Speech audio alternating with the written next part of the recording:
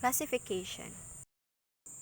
Arnis is generally classified according to the weapons being wielded: solo olicy, single stick, which involve each player using only one stick; double olicy or double stick, wherein each party is armed with two sticks, one in each hand; and finally spada y daga, stick and dagger, where the players are armed with an olicy stick in one hand and a dagger in the other hand. Solo olicio single stick, double olicy single stick, espada y daga o stick and dagger. The Filipino martial art is also classified according to the range or the distance between the two players, such as large mano, otherwise known as antaw, in which the fighters are positioned over 1 to 2 meters apart from each other; media largo, which is a medium or the middle range style, where the players engage or fight at a distance of 1 meter from each other; and finally corto, in which the fighters are just within arm's length from each other. This is otherwise known as dikit or sikit in the Cebuano-Visayan dialect.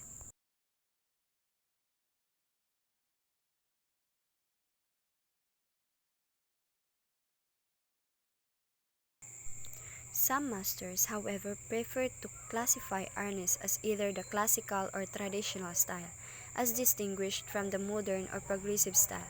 The distinct difference between the two is that the old Arnis styles adapt as much wider than normal stance with slight or well-bent knees, whereas the stance of the progressive Arnis styles are more stand-up, similar to boxing. Traditional style and modern or progressive style. The most popular and commonly practiced among the new crop of practitioners are the solo olicy and the double olicy. This is understandable considering the lack of competent and qualified teachers, coupled with the reluctance of the masters to pass their knowledge of espada y daga, stick and dagger, onto their students. Moreover, in tournament competitions, only the solo olicy and the double olicy together with the sayaw are usually featured as regular events, although during the past few years, espada y daga, knife fighting baraw, and long stick o bangkaw sparring have been included in some major tournaments, even if they were classified only as demonstration events. These arts, however, will soon rise at par with the solo and the double olicy, since the birth of the World Eskrima Kali Arnis Federation o WICAF has already approved for their inclusions in the succeeding World Championships. Equipment. Olicy or baston, a piece of rattan or hardwood with an ideal length between 70 to 75 cm, a diameter of about 2.4 cm, and a weight of about 150 grams. The weight actually varies according to individual preference. Daga or baraw, a knife-shaped or dagger-shaped piece of hardwood, dull-edged steel or aluminum knife between 25 and 32 cm long. Long blade or swords, dull-edged and unsharp bolo, kris, kampilan or espada, either made of steel or aluminum, also of similar shape but made of hard wood. Uniform consists of loose garments of strong fabric to allow free body movement. The shirt, use of a tee in lieu of a matching jacket, is recommended during regular workout session. Belt, made of ordinary hard cloth in varying colors to indicate grade or rank. The ideal width for a belt is between 5.5 to 6 centimeters. Armor or protective gear consists of headgear, body protector, hand gloves, arm and leg paddings, which may be made of hard foam, leather or the leatherette materials to make it resistant to all types of hard striking blows or paddings. It is designed to cover the body, head, neck, arms, hands, and the upper leg area, including the genitals. These equipments are a must in full contact sparring or in tournament competition. Target or striking bag for a practical purpose. A number of used tires in the stack bound together on a wooden frame, with a height from top to bottom of about 175 cm, or depending on the desired height.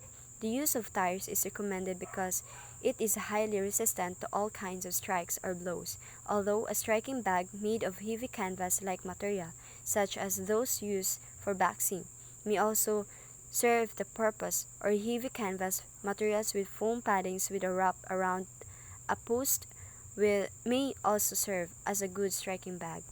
Salutation and formalities.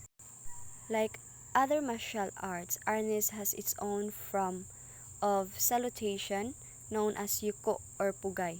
The salutation must be performed before and after each session, and also when leaving the practice area, also called saludo.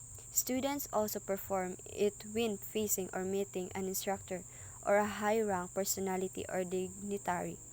Even between and among themselves, practitioners or students greet each other in the form of salutation. There are two types of salutation or formalities which are practiced and adopted by the World Eskrima Arnis Federation of WICAF. The ordinary type and the journal type, wherein the latter is performed in highly formal and ritual occasions. The ordinary saludo, which is usually performed in the regular session, is done in the following manner. From a natural stance, slide your left foot close to your right foot. At the same time, place your right hand with olicy on your left chest. Bow your head slowly, then bring it up. Finally, slide your left foot back to the left to return to a natural stance or normal position. Gripping and holding. Gripping. There are the three common types of gripping or holding an olicy, namely the under thumb hold, the side thumb hold, and the overlap hold. The under thumb hold is one in which the inside of the thumb is pressed against the olicy to balance the pressure or energy coming from the four other fingers to secure the stick from slipping. In the side thumb hold, the of the thumb serve this same purpose. The middle of the thumb is bent to provide the needed strength to ensure control of the olicy. In the overlap hold, also known as the full grip, hold the thumb overlaps the index finger and pressure is created between the first three fingers and the thumb. This is the most popular type of grip. In addition to being easily adaptable, it offers maximum control of the olicy in all types of striking angles and directions, and is secure against slippage even in the extreme carving strikes, continuous strikes, and twirling motion. Another type of grip which may be added to the above classification is the called reverse hold, in which the olicy project through the lower portion of the gripping hand, with the forward or top end pointing toward the group. This type of hold usually occurs as a consequence of or from the application of disarming technique.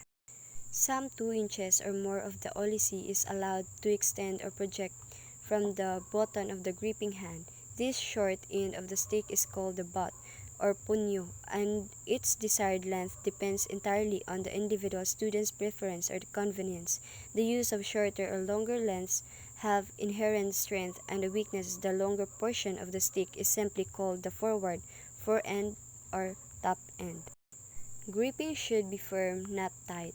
Maximum tension should occur at the precise moment of impact. Flexibility of the wrist and the muscle involved in the strike are diminished with a tight grip.